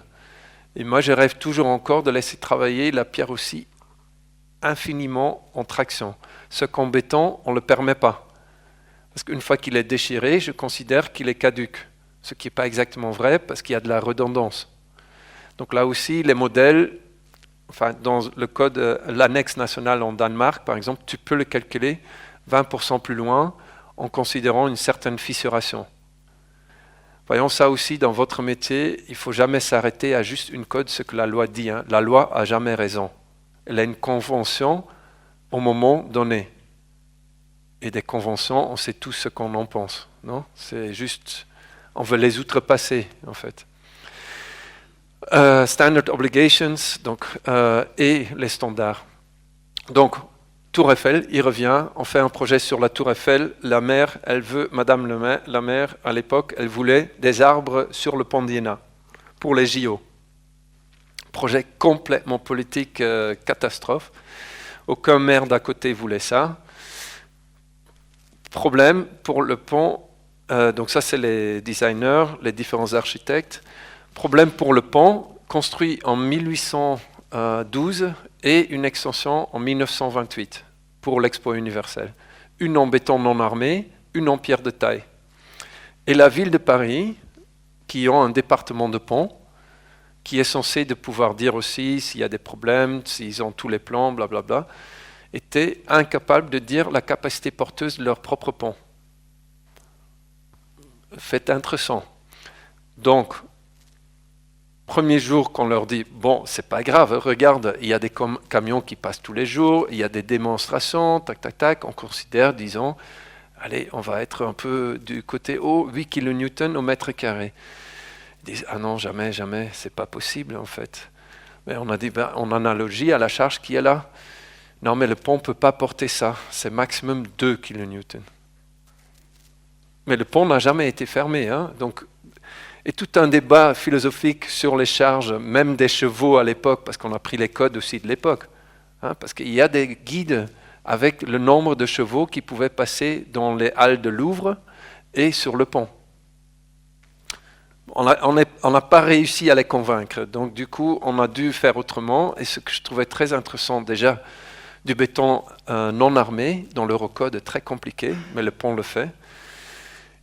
On pouvait regarder dans les fissures s'il y avait des problèmes ou pas. On avait plusieurs approches pour leur démontrer que le pont marche, parce que très beau, on a fait des tests dans des extractions dans l'intrados, Et dans ces ponts de l'époque, il n'y a plus de ciment dedans, parce que sous la compression, le ciment s'en va. Et donc, premier grand débat, on a dit, ce n'est pas un matériau composite, donc on compte uniquement la qualité de la pierre. Première hypothèse, rejetée, débattue, ok, pas raison, raison, non raison. En fait, ils nous ont donné raison. On a commencé même avec l'État des recherches sur des ponts en France, en pierre de taille. On a pu en démolir quelques-uns pour tester. Il y a 60 différents chercheurs qui ont fait différents modèles de calcul. Donc il y a des nouvelles règles qui vont venir parce que l'État français, et ça c'est très beau, ils avaient un logiciel développé dans les années 70 pour calculer tous leurs ponts existants en pierre de taille. Le logiciel s'appelle Vout, genre, hein, on ne l'invente pas, Vout, et c'est sur une disquette. Donc le logiciel est moins lourd que 1,44 MB. Ça vous dit encore des choses, mégabytes, parce que normalement vous n'êtes plus sur mégabytes, non? Donc une disquette, et on a trouvé la personne qui l'a écrit, le programme, qui a fait une centaine de ponts. Donc on l'a amené sur le projet aussi pour être expert. Ben, l'État ne nous a toujours pas cru sur leur propre expert. Intéressant. Mais donc plusieurs domaines qui se sont révélés à nous, la valeur de composite, la valeur de la pierre de taille, quel est le facteur de sécurité qu'on prenne, le logiciel, oui ou non, quelle est l'interprétation. Et plein de choses sur un projet de prototyper, et rien ne s'est passé, hein. On n'a jamais mis un arbre dessus. Et après, drôle d'histoire, pour les JO, je vois, ils ont mis une tribune dessus, que nous on en avait calculé une, mais pas aussi haute. Donc ils ont installé quelque chose qu'on n'a jamais calculé. Donc tout est possible. Il faut y croire, des fois. Et le béton non armé, très beau aussi, très bon état, aucune fissure, vraiment parfaite. Je passe. On a retrouvé les modèles de calcul de l'époque aussi, vraiment de 1812, et avec l'extension, donc assez beau. Je passe un peu, donc ça c'est la méthode graphique qui consiste. Je ne vais pas passer dans les détails, mais on les a refaits sous cette méthode-là. On a utilisé le programme Vout, on a utilisé l'approche élément fini, on a utilisé aussi des éléments discrétisés pour pouvoir voir où est la jauge, parce qu'il y a vraiment des énormes différences dans l'approche calculatoire en fait. Les trois ne sont pas pareils. L'ancienne méthode considère que tu as une zone de compression au centre où tu es, le tiers central. Quand tu sors de ce tiers central avec ton vecteur résultante des charges, il se peut que l'intrados s'ouvre, enfin d'un côté ou l'autre. Donc il y a les phénomènes, ils avaient appris à l'époque par les modes de fissure, par les modes de rupture en fait. Ce qui est assez beau, par le prototypage, on a un comportement et on va comprendre ou au moins dire comment quelque chose marche à travers un certain nombre de tests. Là, c'était l'idée de composite. Donc ça, c'est les tableaux, hein, comment combiner entre la compression du mortier et celui de la pierre de taille, qui fait que tu perds énormément. D'une pierre de taille de 45 MPa, souvent pour un projet, je dois le mettre à 6 MPa. C'est genre à peu près un dixième de la valeur de la pierre. Pour un projet, ça ne fait aucun sens. On est d'accord, c'est juste trop de matière. Et les bétons, c'est déjà... J'ai un B25, bah oui, c'est un B25. Donc, les différents modèles de calcul. Donc ça, c'est le modèle Vout. Hein, c'est une très beau interface aussi. Ça ne bouge pas. Normalement, on a l'idée que ça peut bouger aussi. Vous le faites en 5 secondes. Je vous dis, Claude AI, tu écris le petit script avec le tiers central. Enfin, il t'écrit le script. Tu le mets dans Excel et tu as ça à peu près en 10 minutes. Hein. Donc c'est pas mal, l'équilibre. Je pense que vous l'avez peut-être utilisé pour le pont aussi. Ah, il faudrait qu'on le teste avec ça peut-être. Donc Iéna Bridge, j'étais très content parce que c'est quand même un pont assez emblématique au centre-ville de Paris. On a appris beaucoup, même les services de la ville. Ils ne savent toujours pas le poids accessible sur leur pont, mais bon. Et d'autres où on a appris petite biennale, pavillon, donc petit projet, grand projet, peu importe en fait. Hein. La réutilisation de la pierre qui était un peu partout dans la région de France. Donc les services des différentes villes pour la biennale, ils ont tous livré un peu de stock. Et puis le couple architecte, Chartier d'Alix, qui avait travaillé là-dessus sur des murs plantés. Donc c'est avec des plantes dedans et leur qualité thermique notamment aussi. Donc ils ont tout un projet de recherche et on l'a utilisé structurellement. Il faut l'imaginer, le pavillon devant le château de Versailles.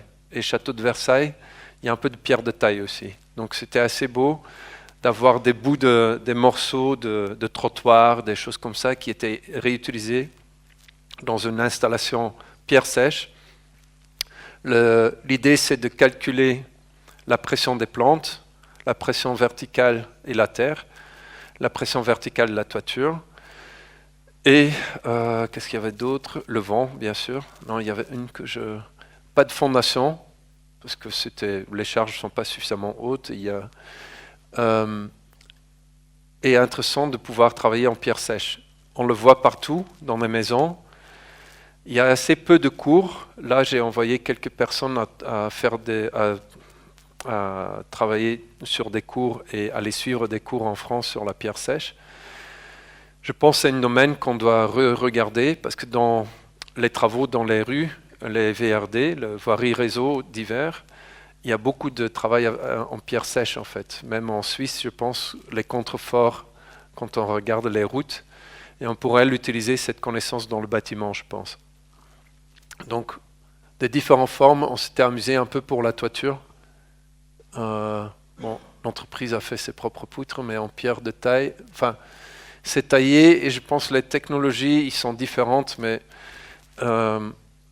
c'est pas exactement tous de la pierre de taille classique où tu vas chercher dans une carrière, mais c'est assez intéressant de pouvoir le transformer à chaque fois d'apprendre en fait. C'est ça aussi, parce qu'horizontalement, dans la pierre sèche, il faut regarder qu'est-ce que la rugosité, bien sûr, pour qu'elle résiste horizontalement. Et il y a des valeurs assez rédhibitoires dans les eurocodes aussi. Donc, on ne l'a pas suivi. On ne l'a pas dit à l'assureur non plus. Le pavillon restait 2 mois, hein, franchement, donc c'est... Après, c'est vrai qu'ils l'ont réutilisé, donc c'est toujours un peu dangereux quand tu dis ça ne va pas rester, mais s'ils le laissent quand même sur place, c'est un problème. Puis un autre où on a appris beaucoup, et ça c'était avec nos confrères donc de Stonemasonry, ce sont 2 Français qui mènent une entreprise de tailleurs de pierre et qui font beaucoup en pierre de taille précontraint. 2 compagnons de devoir, très belles personnes à leur entreprise. Si vous voulez faire un stage, ils acceptent beaucoup de personnes aussi. Mon fils a travaillé pendant quelques semaines là-bas. Mais enfin, il faut imaginer, en quelques semaines, tu tailles peut-être une pierre. Hein. Donc c'est un truc à long terme, il faut le voir. Et puis RDAI, c'est une agence parisienne avec qui on travaille depuis longtemps pour des magasins Hermès. Ici, c'est à New York. Et ça faisait 10 ans que j'essayais de leur dire Hermès, ça serait bien que vous faites un escalier en pierre de taille. Hein, ça va très bien avec la France. 10 ans. J'ai fait 15 projets. Moscou, Shanghai, Australie. Enfin, jamais. Même à Paris, ils n'ont pas voulu le faire. Et tout d'un coup, à New York, je le propose à nouveau et ils disent « Ah, bah oui, pourquoi pas, bonne idée. » Donc on est allé chercher 13 mètres et dans les escaliers qu'on voit en pierre, souvent, c'est les marches qui sont précontraintes. Donc c'est comme une sorte de poutre plate et même quand on a une partie horizontale plus large, comment ça s'appelle, le podeste, l'intermédiaire, le palier. En fait, ils font un câble sur la partie haute de l'escalier et un autre d'en bas et ils se contre-tirent en quelque sorte. Ils en ont fait beaucoup en colimaçon. Je ne sais pas si vous regardez de stonemasonry, mais ils font des choses assez incroyables. Mais toujours dans les marches, comme je disais. Et nous, on a pensé, pourquoi pas le mettre comme une poutre debout sur le garde-corps. Et comme ça, on a une poutre de 1 mètre, 1 mètre 20. Bien sûr, les architectes voulaient la voir très fine, donc on l'a fait sur 8 cm sur 13 mètres. Et les morceaux de 60 cm qui ont des câbles de précontrainte dedans, en fait. Donc vous le voyez, le tracé, on l'a trouvé avec nos outils paramétriques. Ça, on a dû le changer, bien sûr, parce que d'aller couper dans chaque morceau de pierre un autre trou exact et être sûr que le puzzle va bien marcher. Ce qu'on fait aussi dans cette approche, comme on l'avait appris avec le mortier, tu ne mets pas de mortier. Tu mets un époxy et tu considères que tu n'as pas de joint. Donc comme ça, c'est pierre sur pierre et tu peux accepter qu'il y a plus de compression que tu puisses exercer sur la matière. Donc c'est vraiment learning by doing, hein, à chaque fois. Bien sûr qu'on n'essaye pas de suivre un code, tu essayes d'être intelligent et d'avoir une approche pragmatique. Donc là, on le voit un tout petit peu. Il y a certains plaques inserts d'acier, on ne le montre jamais, je l'avoue, parce qu'on ne l'aime pas. Mais c'est quand même pour être sûr, pour bien ajuster les deux blocs l'un sur l'autre. Donc et les marches entre les deux, parce que pour ceux en ingénierie, on a le lateral torsional buckling, hein, le déversement flambant, non, qui se fait quand il y a une poutre qui fait comme ça, et vous avez elle n'est pas tenue en tête, la poutre, elle va déverser et travailler hors plan. Ce que bien sûr dans un escalier on pourrait l'avoir en fait, parce que la partie haute est sous compression. Et ça c'était le mode le plus complexe en fait. Donc il y a un mode vibratoire qui n'est pas si évident, mais là les marches, donc ça travaille bien en U, parce que les marches sont collées dedans aussi structurellement dans les parties verticales. Donc ils travaillent tous ensemble comme un U. La partie horizontale ne travaille pas tout entier pour reprendre la compression dans le sens de la poutre, mais bien dans le sens latéral en fait. Donc c'est un peu complexe, je l'avoue.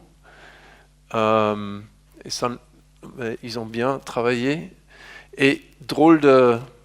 ah oui, parce qu'on avait fait dans les garde-corps, les câbles, parce qu'on avait un peu peur effectivement de ce schéma-là pour pouvoir mettre des câbles dedans dans l'escalier en fait. Et que ça allait être des détails pas très beaux, ou trop épaisses, où tu dois, parce que tu commences à tirer, ou que cette partie-là, elle va juste s'en aller vers le haut en fait. Donc on a tout fait pour rester dans le garde-corps.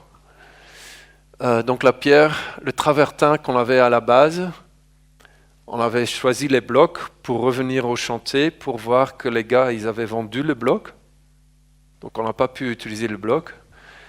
Et on a trouvé d'autres travertins, mais il y avait beaucoup trop de trous dedans. Donc on a dû trouver un autre bloc. Donc ça, c'est quand même très compliqué aussi de sourcer les bons blocs qui répondent bien à tout ce qu'on veut avoir. Donc avec Caramba à nouveau pour trouver le tracé. Ça je laisse.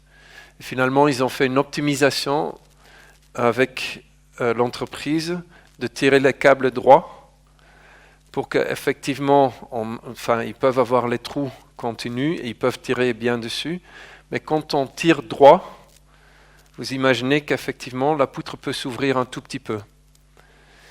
Et comme c'est là où on a regardé avec un des ingénieurs qui travaillait pour Stonemasonry, jusqu'où on peut aller dans la traction dans la pierre de taille.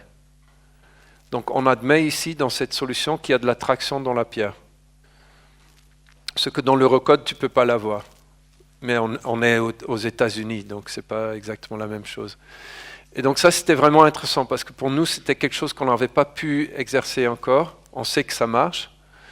Ça c'était à nouveau, on a appris quelque chose de nouveau en fait. Drôle d'effet, quand j'étais sur le chantier, tout le monde parlait français. Donc tous les travailleurs qui étaient en train de travailler la pierre, tout autour en acier c'était des locaux, tout ce qui touchait à la pierre c'était des Français, ou au moins ils parlaient français. Même dans l'école où j'ai fait un workshop à Londres, tout le staff a fait au moins une partie de ses études en France pour être compagnon de devoir.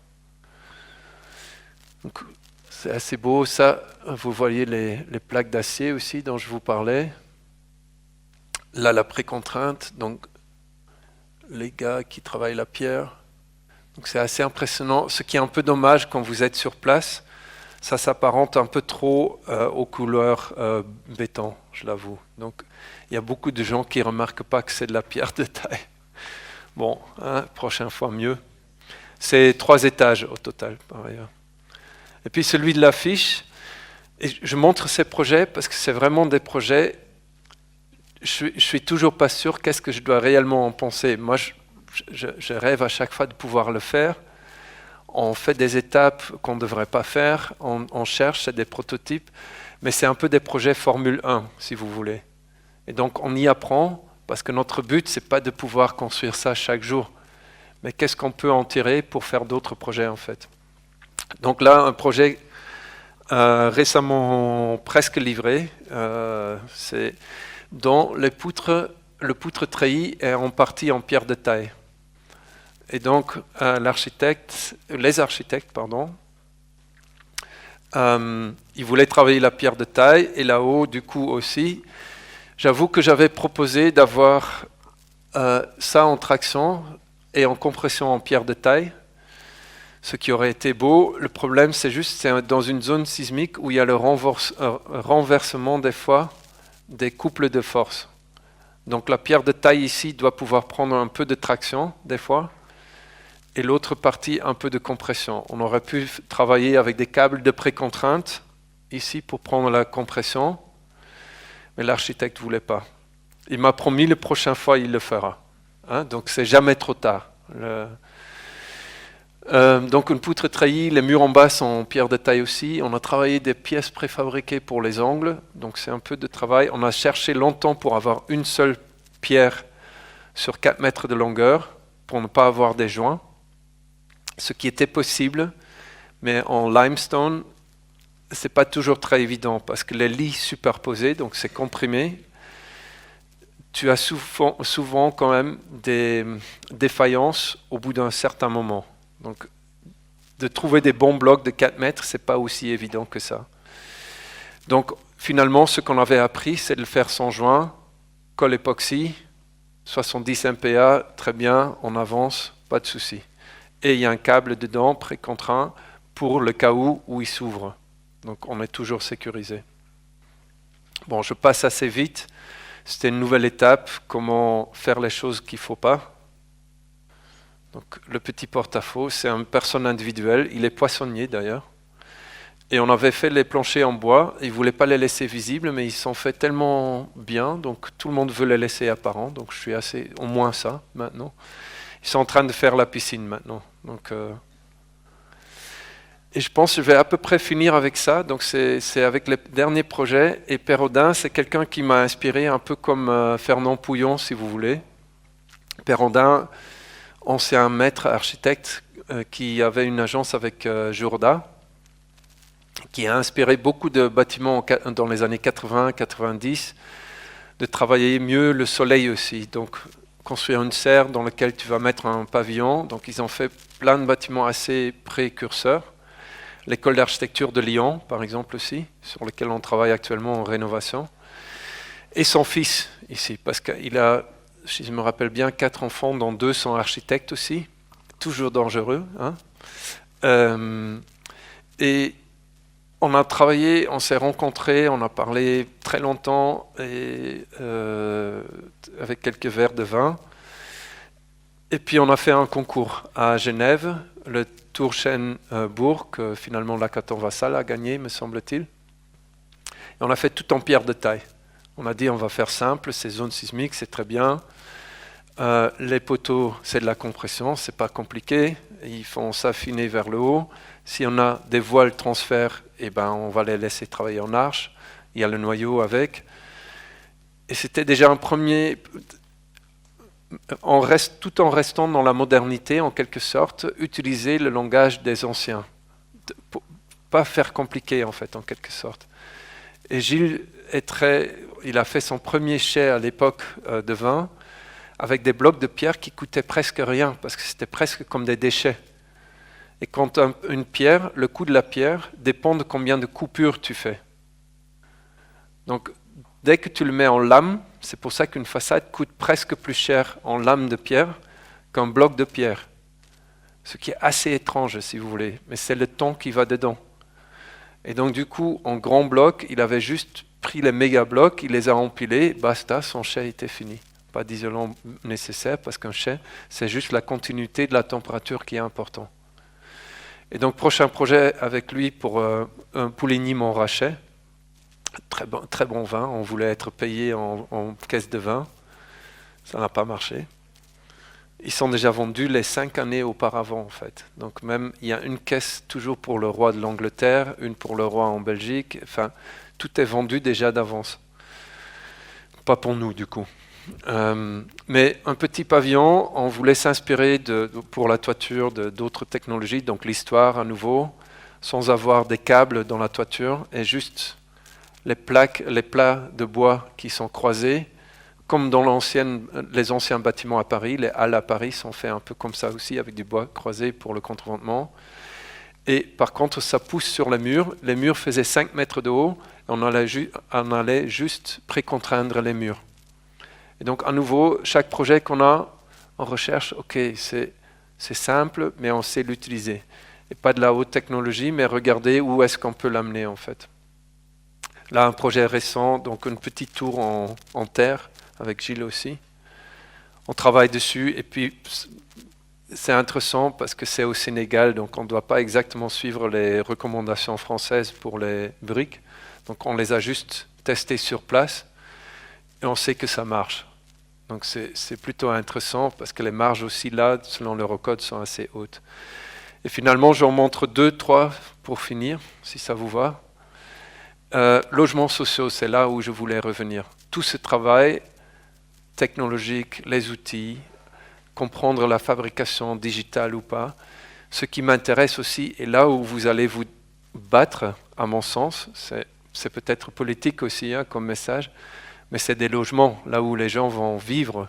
Je peux avoir construit le RTS, mais moi, j'ai autant de plaisir à pouvoir travailler sur des logements sociaux. Enlever un poteau pour qu'il y ait plus de flexibilité dans l'utilisation plus tard, que le bâtiment reste 100 ans au lieu de 20 ans. Oui, ça fait du sens.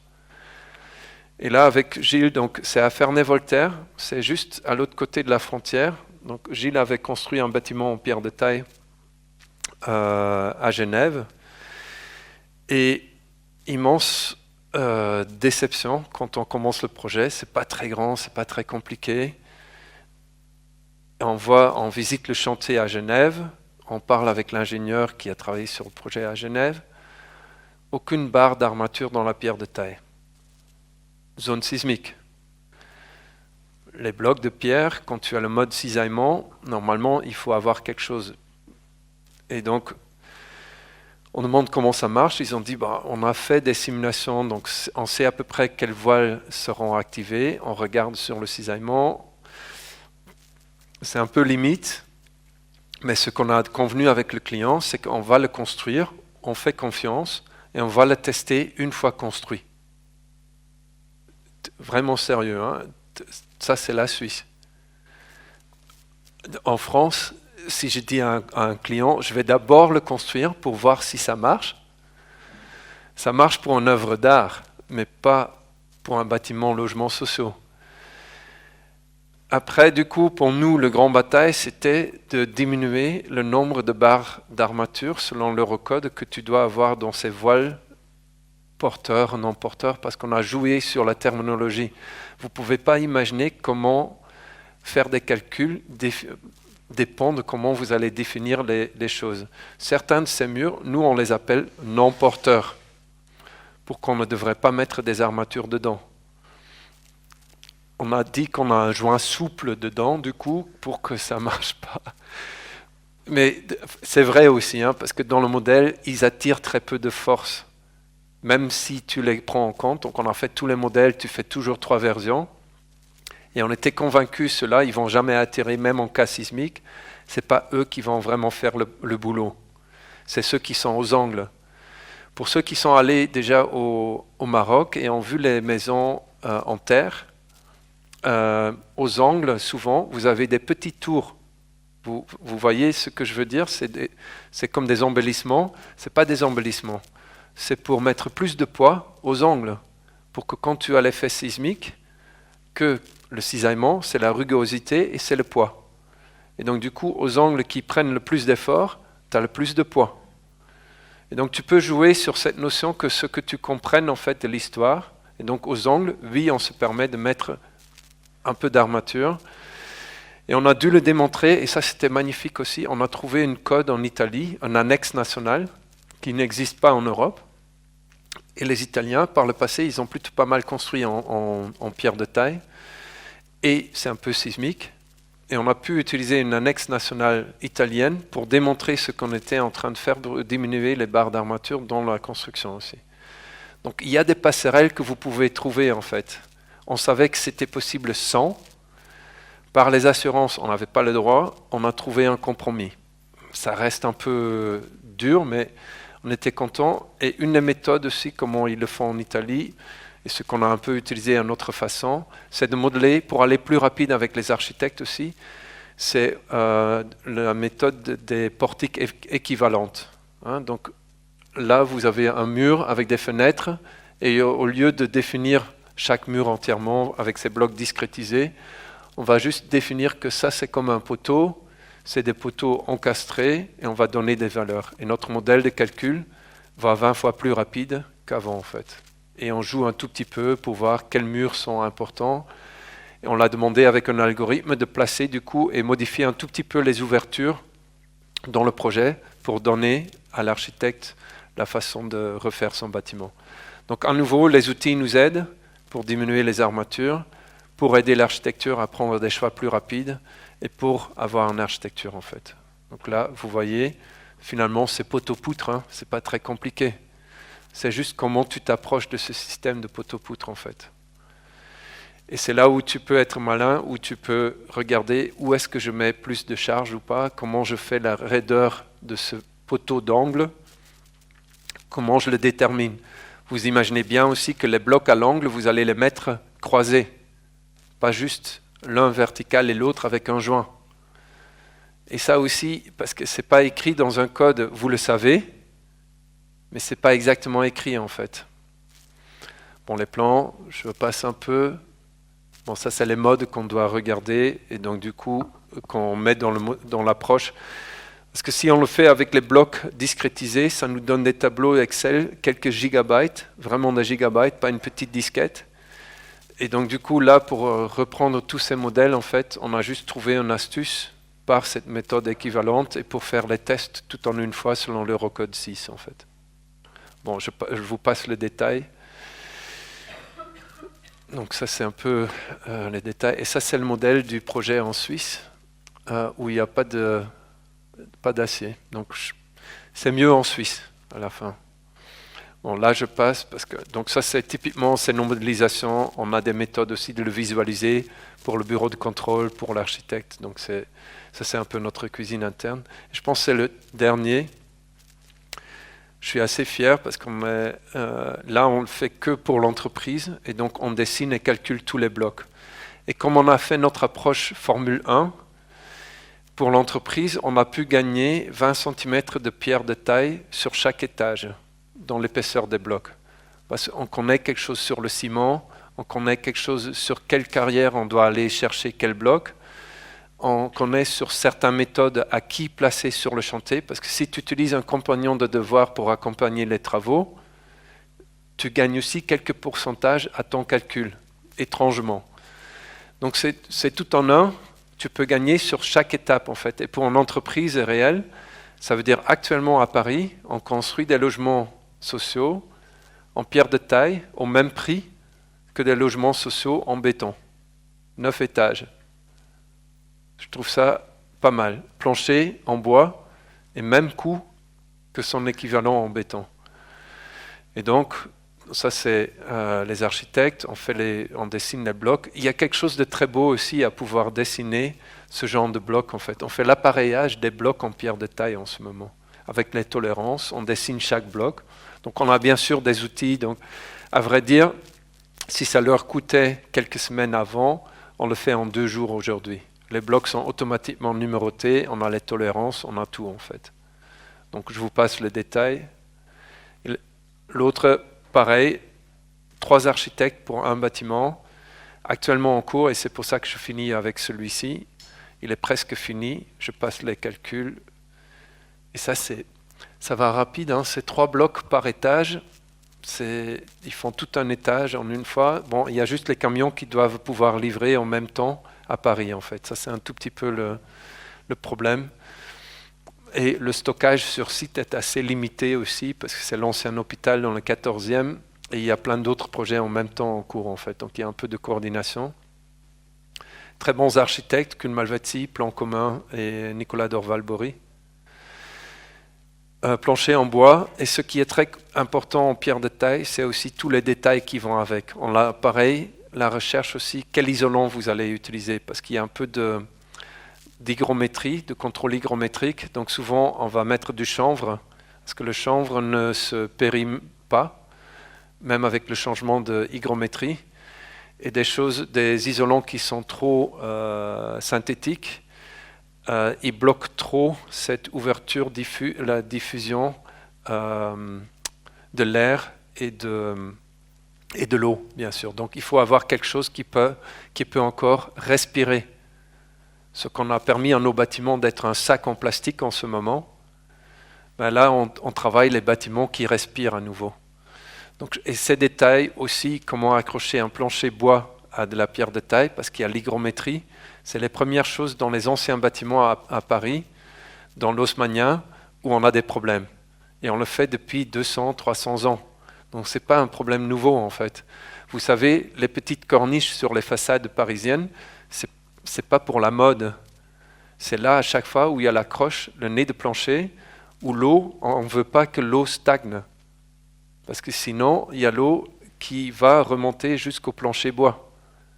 Il y a quelques thèses doctorales là-dessus, et effectivement, ce n'est pas juste l'esthétique en fait. Donc c'est la technique au service de l'esthétique peut-être. Donc l'appareillage des blocs, les planchers, donc quelques éléments en acier. L'ancienne méthode pour le calcul, donc on le fait juste graphique, c'est la découpe des pierres de taille aussi. Donc on peut jouer sur des plates-bandes, comment le faire. Et puis je pensais à peu près, le chantier est fini.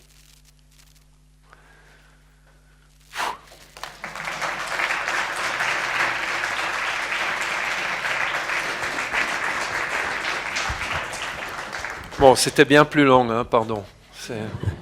Merci beaucoup. Ouais, les professeurs, dès qu'ils ont la parole, ils ont la peine à s'arrêter. Est-ce que vous avez des questions?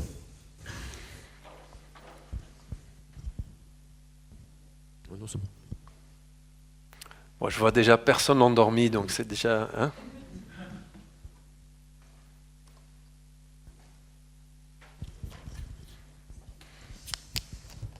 Bonsoir.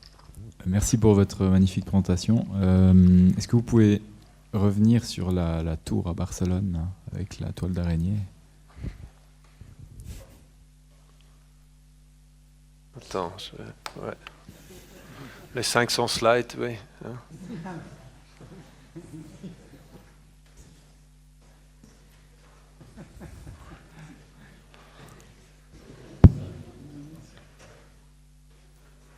Oh, pardon. Ah, excusez-moi. Et dites déjà peut-être votre question, comme ça. J'avais deux questions. La première question, c'est je voulais savoir comment est-ce que quelle méthode vous utilisiez pour trouver l'état de contrainte initial dans les câbles, si c'est par un incrément de gravité ou bien si vous regardez la solution stationnaire d'un problème dynamique. On n'a pas trop besoin en fait, hein, parce qu'au début c'est juste un form finding. Donc c'est la contrainte, on les calcule plus tard pour donner une épaisseur équivalente dont on a besoin à la fin. Donc on considère tout au même niveau pour trouver la forme, donc ils ont la même élasticité. Et puis après, une fois qu'on a ça, on peut l'utiliser pour faire des calculs statiques en fait. Ok, et puis après vous parliez d'optimisation sur ces câbles. Ça veut dire que vous donnez pour chaque câble une section. Oui, on l'a fait en 10 groupes en fait. Donc finalement, on n'a que 10 différentes épaisseurs. Au début, on en avait 60 différentes épaisseurs. Mais pour l'entreprise, c'était trop compliqué. Et plus, le problème est aussi les connecteurs entre les différents câbles. Parce qu'ils sont faits sur mesure à chaque fois, donc comme vous l'avez vu. Et quand tu dois quand tu dois changer chaque fois la tête de cette connexion, ça prenait trop de temps. Donc on l'a réduit à 10. Il y en a certains qui sont vraiment au rhomboïde, les autres plutôt pour les câbles connecteurs, les autres pour le transfer net, les autres pour les câbles d'entrée. Donc il y a des groupes un peu plus grands, comme ça en fait. Ok, et puis la quantité que vous minimisez, c'est le poids, ou bien c'est quelque chose d'autre? Il y a deux choses, parce que ça, c'est pas évident. Le critère d'optimiser, pour nous, c'est effectivement le plus fin des câbles, moins ça coûte. Donc, c'est vraiment une question de prix. Nous, on voulait aussi avoir le moindre de longueur, parce que ça aussi, c'est du coût, parce que nous, on cherchait pour l'argent, en fait, plutôt, pas l'artiste. Et lui, il cherchait la finesse, en fait, à ce qu'il soit le moins visible. Je ne pense pas que c'est réussi partout, et il y a une raison que je pense on aurait dû faire plus. Je ne sais pas si vous parlez un peu allemand, non? Donc, en allemand, quelqu'un qui fait les calculs statiques, il l'appelle des fois Statiker. Donc, c'est un mot que nous, on déteste un peu, parce que nous, on fait du Tragwerksplanung, on fait de la conception des structures. Et c'est pas la même chose, parce qu'un bâtiment, les gens veulent qu'il soit statique. Et ici aussi, dans cette œuvre d'art, lorsqu'il y a des gens qui vont entrer dedans, tout le monde avait peur que ça bouge. Mais quand on va sur un terrain de jeu pour enfants, tu as envie que ça bouge. Et là, je pense qu'on l'a fait trop raide. Je pense qu'on aurait dû faire quelque chose de beaucoup plus qui bouge. Mais ça fait peur parce que les plaques commencent à se... J'aurais voulu, la prochaine fois, il faudrait qu'on fasse quelque chose un peu moins strict. Merci. Encore une question? Oui. J'ai une question sur la dernière slide. Celle-là? Non, l'avant-dernière, le dernier bâtiment. Comment sont faites les fondations et pourquoi?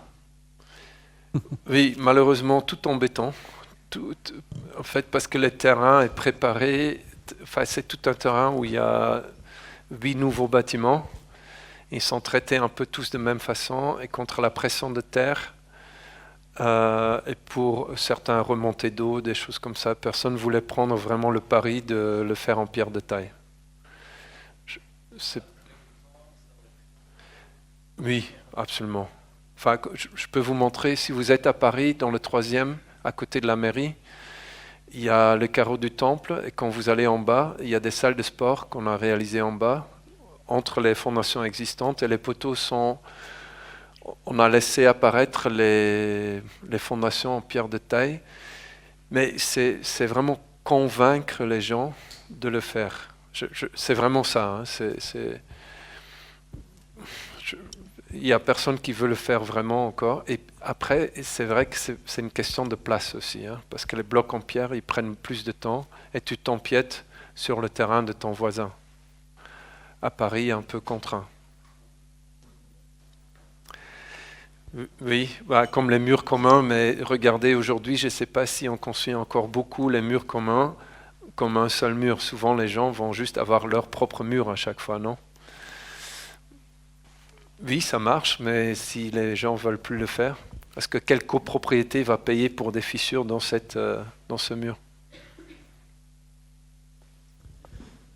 Je propose pour les prochaines questions de les poser à l'apéritif, puis on va passer à la conclusion.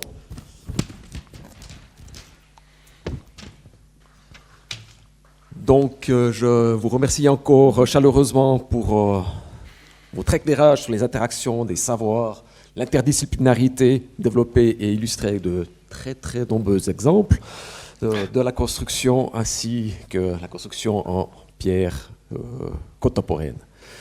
Pour autant que cette pierre soit durable et locale, on peut faire d'une pierre deux coups et améliorer notre bilan carbone de nos constructions. Je profite de ce petit instant pour vous offrir un petit cadeau, pour vous remercier pour le temps que vous nous avez consacré ce soir sous vos applaudissements nourris.